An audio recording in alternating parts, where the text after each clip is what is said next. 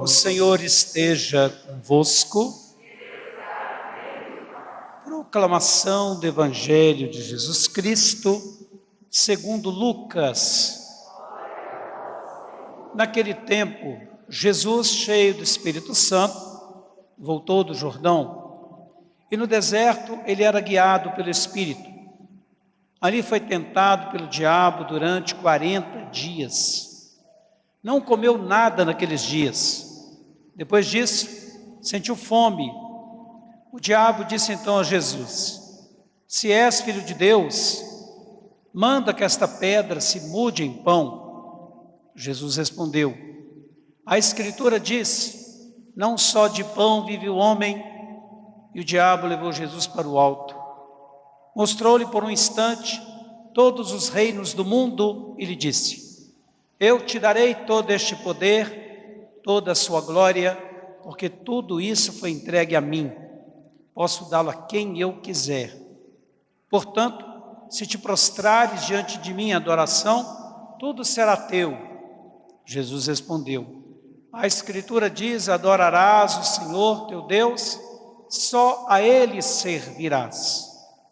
Depois o diabo levou Jesus a Jerusalém, colocou-o sobre a parte mais alta do templo e lhe disse: se és filho de Deus, atira-te daqui abaixo, porque a Escritura diz, Deus ordenará aos seus anjos a teu respeito, te guardem com cuidado. E mais ainda, eles te levarão nas mãos para que não tropeces em alguma pedra. Jesus, porém, respondeu: a Escritura diz, não tentarás o Senhor teu Deus. Terminada toda a tentação, o diabo afastou-se de Jesus, para retornar no tempo oportuno. Palavra da salvação.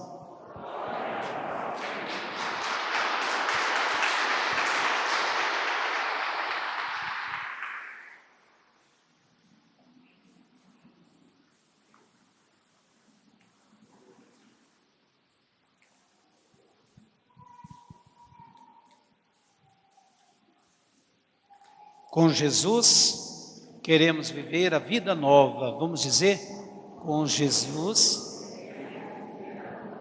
Meus irmãos, estamos iniciando uma grande caminhada, a qual aconteceu na quarta-feira próxima passada, iniciando, e iremos então até a Páscoa.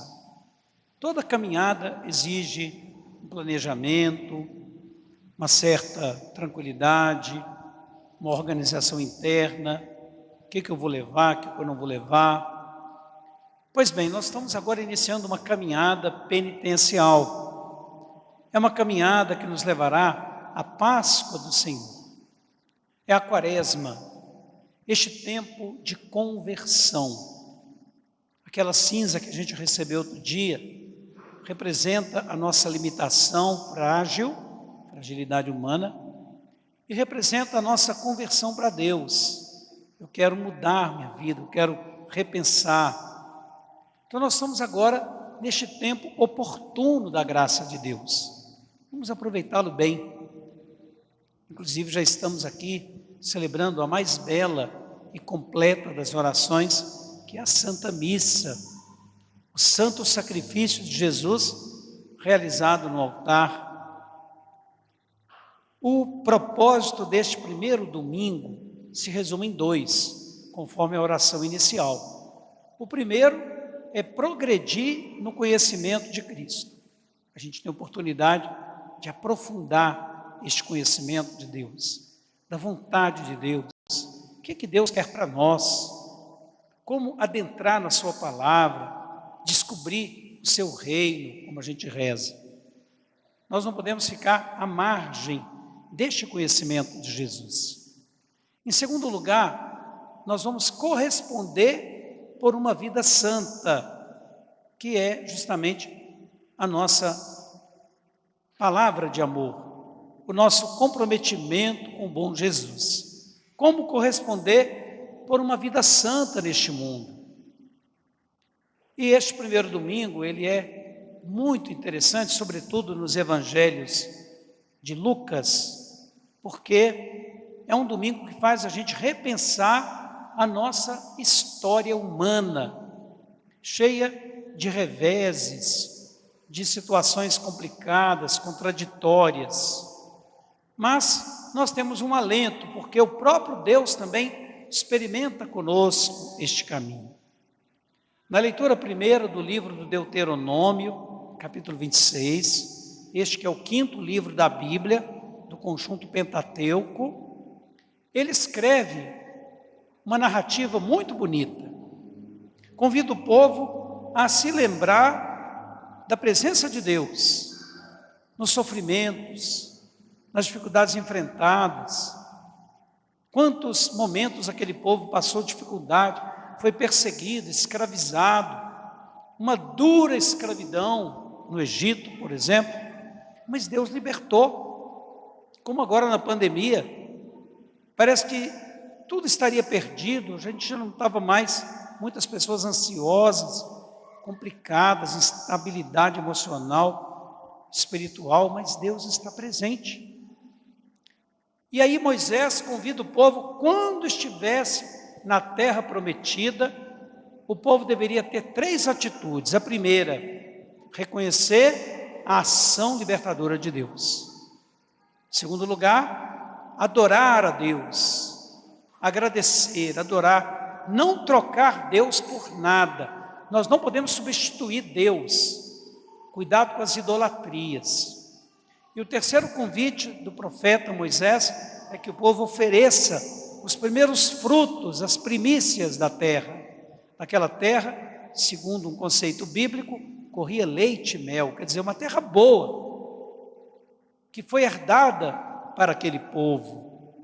Então, os primeiros frutos deveriam ser para Deus, em atitude de agradecimento. Aí está uma das origens do dízimo, da nossa oferta, da nossa doação, da nossa gratidão a Deus por estarmos aqui, por exemplo. Graças a Deus, estamos vencendo essa pandemia, porque nós temos compreensão racional do que precisamos fazer também para prosseguir na caminhada. Temos que agradecer a Deus.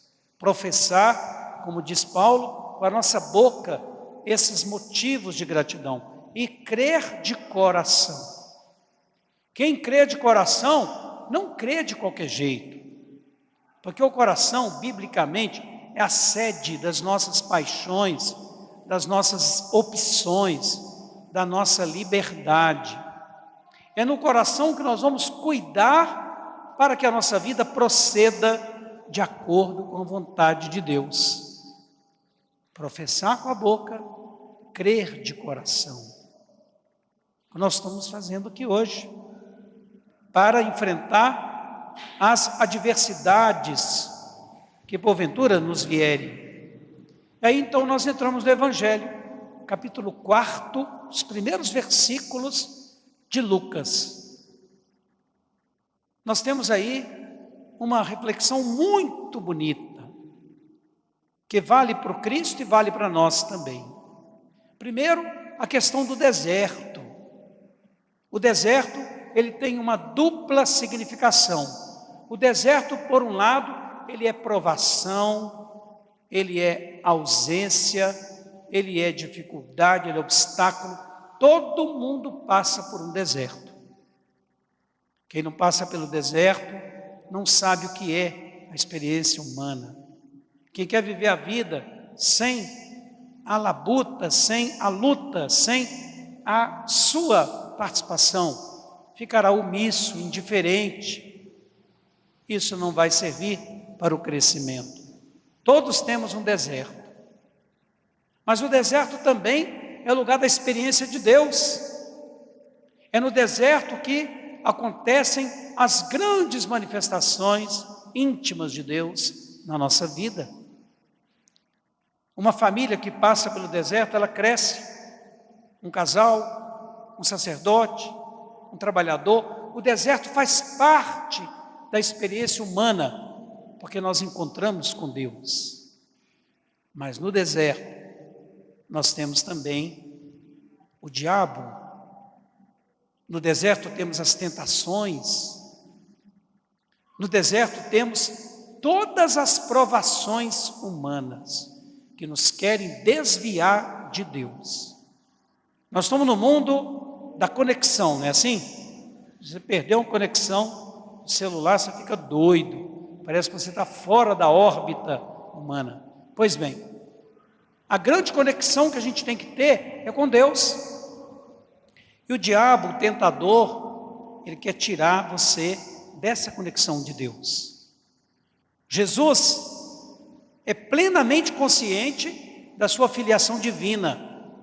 Ele é obediente ao Pai. Ele obedece ao Pai. Ele é intimamente ligado à palavra do Pai.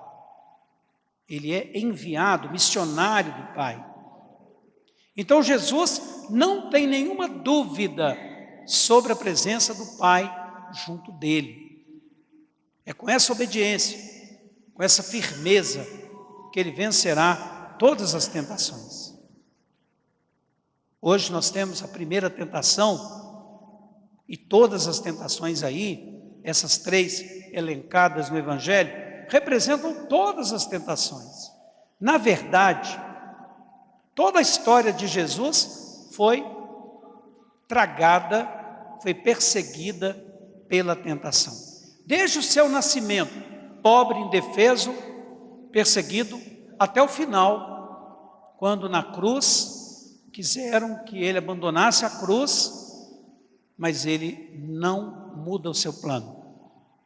Jesus não cai nas lábias do mal, do diabo. Ele não se deixa seduzir pelos planos que são planos muito bem arquitetados, inclusive usando a Bíblia. A gente tem que tomar muito cuidado, porque não se pode usar a Bíblia para fomentar, por exemplo, a violência, as armas, a morte, para atrair o plano de Deus. O diabo, ele é astuto, ele conhece a Bíblia de cor e sorteado, né? Não tem aquela tentação, vocês devem ter ouvido aquela expressão, tentação do diabo. Já viram essa expressão? Pois bem, essas 3 tentações representam todas as tentações. A tentação do ter, do acumular, transformar pedra em pão, na mágica. Claro, Jesus poderia, mas ele não quis. Não quis cair nesse consumismo, nessa instabilidade humana diante da fome. Ele estava com fome, mas ele não caiu. Nem só de pão vive o homem.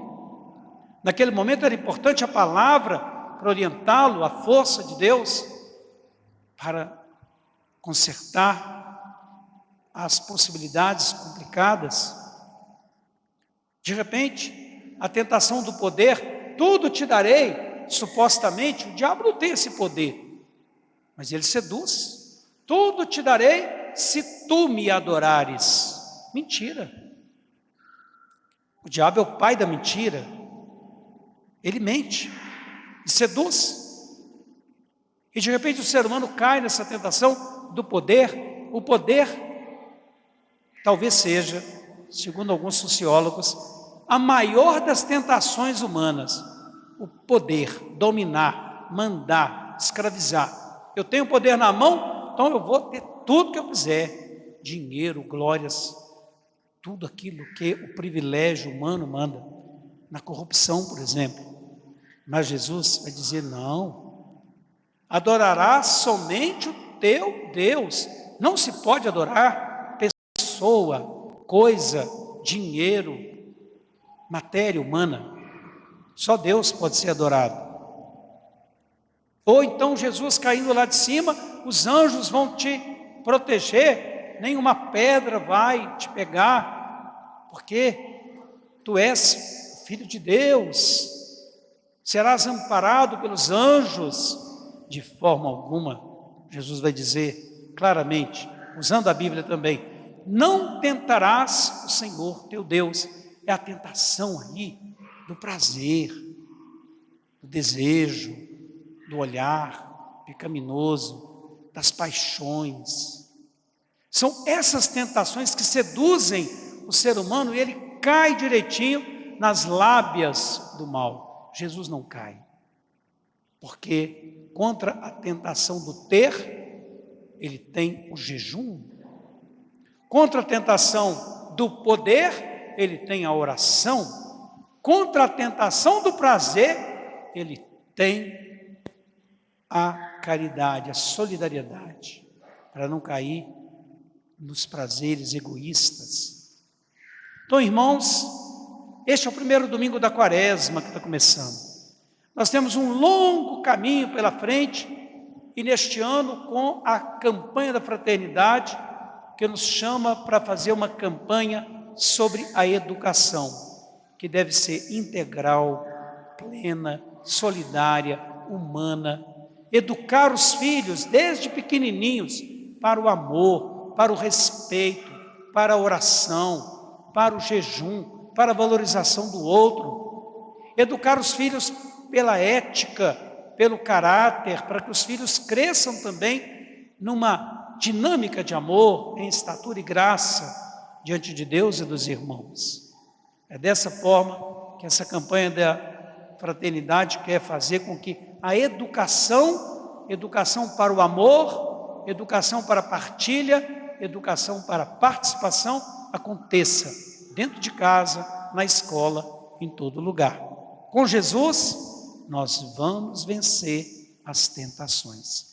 Creio em Deus Pai Todo-Poderoso,